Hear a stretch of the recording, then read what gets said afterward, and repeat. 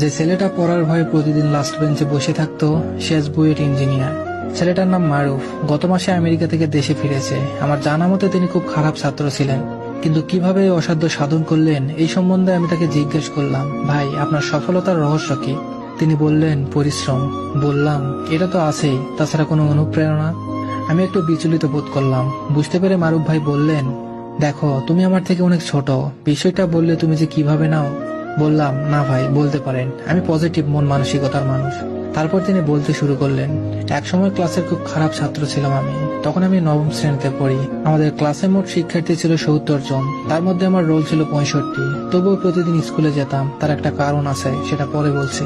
অবশেষে ফাইনাল পরীক্ষা শেষ হলো, অর্থাৎ আমি এবার 10ম শ্রেণীতে উঠলাম। রোল নাম্বার মার্শাল্লাহ সবচেয়ে বেশি, 70 হলো।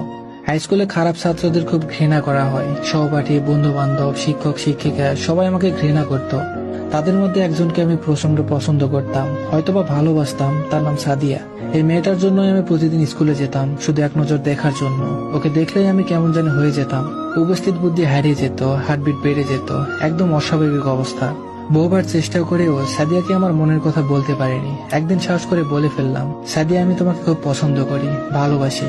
মেয়েটা খুব স্বাভাবিকভাবেই বলল, তুই? আমি অপরাধের মতো বললাম, হ্যাঁ। হঠাৎ করে মেয়েটা আমার গালে একটা থাপ্পড় মারলো। আমি থমকে গিয়ে হা করে চেয়ে রইলাম। মেয়েটা বলতে লাগলো, সাহস কত তোর? তোর মতো ছেলে আমাকে প্রেমের প্রস্তাব দেয়? তুই তো ক্লাসের লাস্ট বয়, খ্যাত একটা।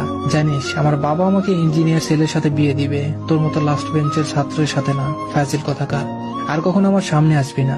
সেদিন যে স্কুল থেকে বেরিয়েছিলাম আর কখনো যাইনি। ময়মনসিংহের ছোট্ট একটা শহর গফুরগাঁও, সেখান থেকে এসএসসি এবং ইন্টারমিডিয়েট কমপ্লিট করলাম। এসএসসি তে গোল্ডেন, এইচএসসি তেও গোল্ডেন, অবশেষে বুয়েট চান্স। এটাই আমার জীবনের সবচেয়ে বড় অনুপ্রেরণা। সেদিন যে মেয়েটা আমার গালে থাপ্পড় মেরেছিল, সেই থাপ্পড়ই আজ আমাকে এত উপরে তুলে দিয়েছে। তার প্রতি আমি চিরকৃতজ্ঞ। মারুফ ভাইয়ের কথাগুলো শুনে আমার শরীরের লোম দাঁড়িয়ে গেল। তারপর জিজ্ঞেস করলাম, আচ্ছা ভাই, ওই মেয়েটার সাথে কি আপনার কখনো যোগাযোগ হয়েছিল? বললেন, না, তবে কিছুদিন আগে দেখা হয়েছিল আমার এক ফ্রেন্ডের দ্বারা। আমার কলেজের ফ্রেন্ড আসিফ, ওর কাছে আমি ফেরেশতার সমতুল্য। 1 মাস আগে যখন আমি আমেরিকা থেকে দেশে ফিরলাম, তখন আসিফ এসে আমার কাছে উপস্থিত। দীর্ঘ 8 বছর পর ওর সাথে আমার দেখা।